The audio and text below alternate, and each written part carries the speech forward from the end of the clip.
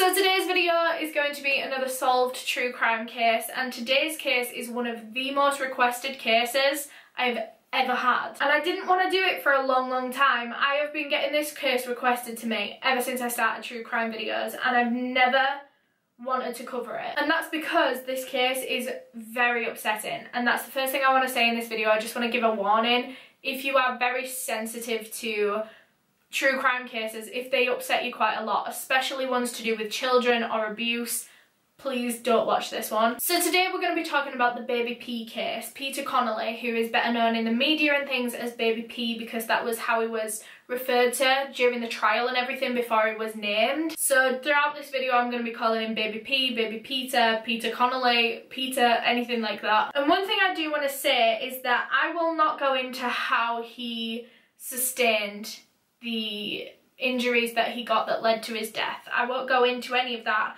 partially because it's not public knowledge. Some of it is, but a lot of it isn't, and for a good reason, because it is horrific. It is horrific what this baby was subjected to. But yeah, just so that you know that this case is very sad, although I won't go into how he sustained those injuries, so hopefully it'll be a bit easier to watch that way. But yeah, quickly before I get into this video, I just want to give my usual disclaimer that I mean absolutely no disrespect to anyone that I talk about in this video. This is all just information that I have found on the internet and I'm compiling into one video. So Peter Connelly, better known as Baby P, was a 1-year-old boy born on March 1st, 2006 in London in England. His mother was 25-year-old Tracey Connelly, and she met Peter's father when she was just 16 years old and he was 33. Although his biological father can't be named for legal reasons. No one knows his actual name. So the two of them got together when Tracey was 16 and he was 33. They got a flat together, they were living together, and then they quickly had 3 daughters before having Peter, all in quick succession of each other. And just 3 months after Peter was born, the two of them actually split up, citing arguments over housework and allegations that Tracey was cheating. So Tracey moved out of that living situation and moved to Haringey in London, where she quickly met her second boyfriend, 33-year-old Stephen Barker. And the two of them got on like a house on fire. Stephen always used to care for Tracey's kids, all 3 of the girls and Peter. Peter's biological father is reported to have been a very loving, a very caring, a very good father,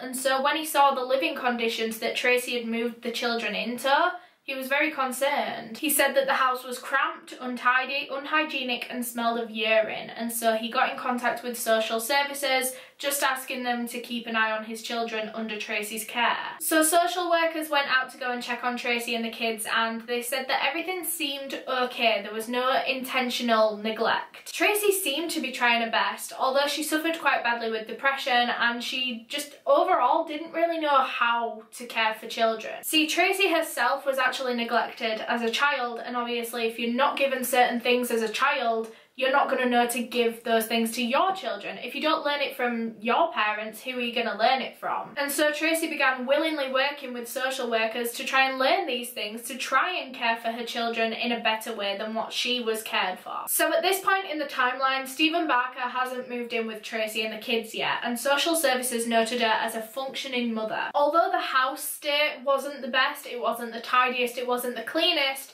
she was still caring for the children, changing nappies, feeding them 3 meals a day, getting them to and from school on time. She was doing the bare minimum. She was a functioning mother. She wasn't a great mother, she wasn't a good mother, she was a functioning mother. And social services observed Baby Peter as very lively. He was very vocal, although obviously he couldn't speak proper words. He was always trying to. They observed Tracey cuddling him, changing nappies, feeding him, giving him treats. Like if he fell over and hurt himself, he would go straight to Tracey for comfort. And social services observed this very clear kind of loving mother and child bond. There was a very normal bond there. But then in December of 2006, Baby Peter was taken to the hospital for a rather bad bump on his head. And it was while he was at the doctor's that they noticed he had a lot more injuries than just that. During the examinations, the GP found bruises all over Peter's face and all over his chest, and so they alerted social services. So police questioned Tracey, and she said that the only people that ever looked after Peter were her and her mother, Peter's grandmother Mary. And so the two of them, Tracey and Mary, were arrested for questioning. They weren't charged with anything at this point. It was just a very suspicious situation that they needed to arrest them for. Although what Tracey told the police wasn't entirely true, it wasn't just her and Mary that were looking after Peter at this point. Stephen had actually moved into the flat and been living with them for a few months at this point, and he was reportedly doing most of the childcare. He would feed the children, he would clothe them, he would bathe them, he would put them to bed on a night. But Tracey didn't mention him to police. So because of these injuries, baby Peter was put on the at-risk of abuse register, and so social services involvement with the family stepped up. So before Tracey and Mary were questioned by police, Tracey actually pulled her mother Mary aside and asked her not to mention Stephen, her boyfriend, to the police. Mary didn't quite understand for what reason at the time, but I mean, Tracey was her daughter, and if she wanted her to not mention her boyfriend, then she wasn't going to mention her boyfriend. So during Tracey and Mary's questioning, baby Peter was put into the care of a family friend, and social workers were actually trying to get him put up for foster care. But ultimately, social workers lost that court case, and so baby Peter Connelly was released back into the care of his mother Tracey, and unknown to police, Stephen Barker, in January of 2007. And it was around this time that the family, Tracey, Stephen and the kids, all began shutting out Tracey's mother, baby P's grandmother, Mary. She never approved of Stephen as a boyfriend to Tracey or as a father figure to the kids, and so he didn't like her because she didn't like him. And so in turn, Stephen was a very manipulative person, and he began manipulating Tracey into not wanting to see her own mum. Mary didn't like Stephen because he had a very aggressive nature, not a violent nature. He was just very quick-tempered and very kind of angry a lot of the time. He had a fascination with knives, he collected Nazi memorabilia, and he was described by a lot of people as a loner. He also suffered with depression and had a learning disability, which probably contributed to his aggressiveness. A lot of people with depression are very irritable, very easy to snap. But on top of that, Mary said that she'd even witnessed baby Peter around Stephen Barker and said that he seemed scared of him. My grandson started getting frightened of the boyfriend, and he was scared of the boyfriend. When the boyfriend come in the door and the boy would be over there, and I'd be here, he comes crawling over to me, scream for me to pick him up and hide behind me. Over the next few months after being given back to Tracey and Stephen, Peter was hospitalised a further 2 times for different injuries, including bruises, scratches. The second of these hospital visits was also for swelling on the side of his head, and once again doctors found this to be a very suspicious injury, and so they called social services again. And Tracey explained Peter's injuries by saying that he would often get into fights with other children. Well, Peter was just 15 months old. Of course he wasn't getting into fights with and receiving such injuries from other babies. And because of this poor excuse, social workers once again found the injuries to be very suspicious, and Tracey was arrested once again in May of 2007, although she wasn't actually charged with anything. And less than a month after that, on their next visit from social services, the social worker noticed a lot of new marks and bruising on Peter, and so she alerted police. And he was taken for yet another medical examination where the injuries were concluded to have been from probable abuse. On June 4th, Peter was temporarily taken from Tracey and put into the care of a family friend once again for safeguarding, but was only there for a couple of weeks and then given back to Tracey. And the reason he was actually given back so quickly is because the official cause of his injuries was actually changed from probable abuse. Like I said, social services observed baby Peter being very lively, being very active. He was always running about, always falling over. And so they deemed these injuries to be accidental from him just being a very lively baby. And it was around this time that social workers heard of a man in Tracey's life. Like I said, they'd tried so hard to hide Stephen Barker from police for some reason. And so a social worker brought it up with Tracey and said, "We've heard that you've got a boyfriend." And she just said, no, that's just a friend that comes around and does work around the house. He's not my boyfriend. And in all fairness, the social worker had no reason not to believe Tracey. I mean, she'd never seen a man around the house. None of the friends or family or neighbours had ever mentioned a man. But in reality, like I said, Stephen was actually probably caring for the children more than Tracey was. He was the one feeding them, bathing them, clothing them, putting them to bed, while Tracey was always up until the early hours of the morning on online chat rooms. And the reason Tracey wanted to hide Stephen from police is because if police knew that he was looking after these children, they'd want to do a background check on him, and that background check would show up some really bad things. Stephen actually had a criminal past alongside his brother, which I'll actually get onto that in a minute. But on top of his criminal past, Stephen was also known to the RSPCA, an animal protection charity, for a fascination with causing pain to animals. He would torture all kinds of like small pets, so rabbits, hamsters, guinea pigs, frogs, things like that. He would skin them, break their legs. And then in June of 2007, Stephen's older brother Jason moved into their flat with his 15-year-old girlfriend, which was actually the reason that they had to move into the flat, because they were hiding from police because they knew about this illegal relationship. And now it was even more vital that police never found out about Stephen or Jason, obviously because of the known animal cruelty and the paedophilia, but also because the two of them were known criminals. Both of the boys had imprisoned and tortured their own grandmother in an attempt to make her change her will so that they would get more when she died. The grandmother pressed charges against both of her grandsons and it was all going to go to court and everything, but she sadly passed away from pneumonia before it did, and so the charges were dropped. And had social services known that baby Peter was under the care of such violent and sadistic people, things would have probably been a lot different. Over the next few months, Peter was seen by several different GPs, paediatricians, hospitals, social workers, all of which noticed a decline in Peter's physical health. He'd lost a lot of weight, he had a lot of bruises, he was becoming very shy and withdrawn, which was not like him. And all of these professionals noted this decline in Peter's physical health on file, so it's all written down, it's all official, yet none of them did anything to step up his care. None of them got police involved, none of them stepped up his social workers. Some of them did believe the excuses that Tracey gave as to why he was so injured all the time. He'd fallen into a fireplace, he was bitten by a dog. But some of them did suspect abuse. Some of them didn't believe Tracey's excuses, but they still just did nothing about it. And then on August 1st, 2007, baby Peter Connelly was seen by Dr. Saber Al-Zayat at St Anne's Hospital,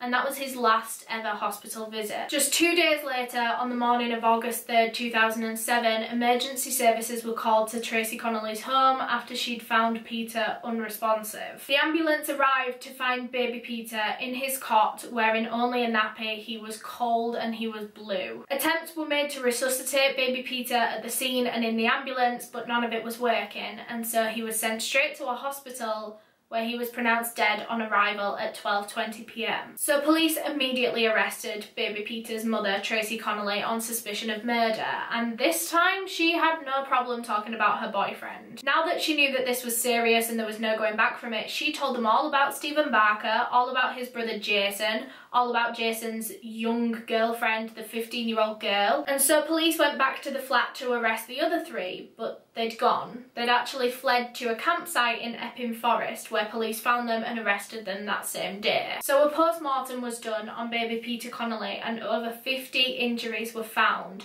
And I'm just going to read all of these out, and bear in mind he was only 1.5 years old, so he didn't have a big body for all of these injuries to be on. But yeah, if you don't want to hear this, I'm going to put a timestamp on screen and just feel free to go to there if you don't want to hear about any of his specific injuries. So Peter had several cuts, scratches, bruises and scars all over his body. He was missing the tip of his right middle finger. He had severe gashes to the top of his head, and some of which seemed to be bite marks. He had a large bruise covering his left temple on his head and going onto his ear. He had skin missing from his lips and his tongue, and the skin between his upper lip and his top gum was torn. He had skin missing from the bridge of his nose, bruises covering his whole face, his nose, his forehead, his cheeks. There were cuts under his chin and on his neck. All of his finger and toenails were black with bruising. He had bruising all over his chest, all over his lower back. His left ear was actually ripped at the bottom and coming away from the head where it had been pulled. One of his fingernails and one of his toenails had been deliberately removed as well. He was missing one of his front teeth, which was actually later found in his stomach, suggesting that it had been knocked out with such force that baby Peter had actually swallowed it. He had a fractured tibia and 7 fractures to his ribs, and his most severe injury was a broken spine, believed to have been caused by his body being forcefully pushed while either laid over a knee or the side of a cot. And this, along with his fractured ribs, caused a lot of broken blood vessels, and Peter suffered greatly with internal bleeding. And many of his injuries had gotten infected too due to the dirty living conditions at home. And due to the volume of injuries, it can't be determined what Peter's actual cause of death was, although it's believed to have possibly been the same force that knocked his tooth out. The attacker will have had to have used so much force on Peter's head that it probably caused internal bleeding at the top of his spine and consequently stopped his heart. And it was found that many of these injuries had actually been there for weeks, if not months, and all of them had just gone carelessly unnoticed by doctors. It's believed that when Baby P visited Dr. Saber Al-Zayat just 2 days before his death, that he actually had most, if not all, of his fractured ribs. Because at the time of his death, his ribs had actually started to heal, meaning that they'd been done for days, if not weeks, before his death. And some people claim that maybe Peter even had the broken spine when he visited Dr. Saber Al-Zayat, although other people argue that it was probably done that night when they got home. The doctor even noted him on record as cranky, but didn't care to figure out why he was cranky. So in November of 2008, the trial began to prosecute Tracey Connelly, Stephen Barker and Jason Barker. Jason and Tracey were cleared of a murder charge due to insufficient evidence, whereas Stephen Barker was put up for a murder charge, although he was found not guilty. All three of them, however, were prosecuted for causing or allowing the death of a child or vulnerable person, to which Tracey Connelly actually pled guilty to. The Barker brothers, however, both pled not guilty to that charge. However, ultimately they were both found guilty by a jury. And the next year, in April of 2009, Stephen Barker was also found guilty on a completely separate charge of the rape of a 2-year-old girl. This other baby, this 2-year-old girl that he raped, is unnamed in the media. She's kept her anonymity for obvious reasons. But this girl wasn't any of Peter's siblings. I don't know who she was, I don't know how Stephen knew her, but she wasn't one of Peter's siblings. So Tracey Connelly was sentenced to 5 years plus for her part in the death of Peter Connelly, which basically means she's got 5 years, and then at the end of that 5 years she has an assessment to see if she's still a threat to the community, if she's still a dangerous person. After that, if she is deemed to still be a threat, then she'll get further time in prison. It'll be determined at the time. But if she's deemed to no longer be a threat, then she's let out. Stephen Barker was sentenced to life in prison with a minimum of 22 years, both for his part in the death of Peter Connelly and also for the rape of that 2-year-old girl, both of those charges combined. And Jason Barker was sentenced to a very similar thing to Tracey Connelly. He was given a minimum of 3 years, and if he was still dangerous, he would stay in prison. If not, he would be let out. So in August of 2011, Jason Barker was released from prison, and he actually changed his name to Jason Owen. And ever since then he's been in and out of prison for different things. Stephen Barker is still in prison. He was denied parole in August of 2017, and he will probably remain in prison for the rest of his life, if not until he's very, very old. Tracey Connelly was released in 2013, but just 2 years later, in 2015, she was jailed again for breaching the terms of her release.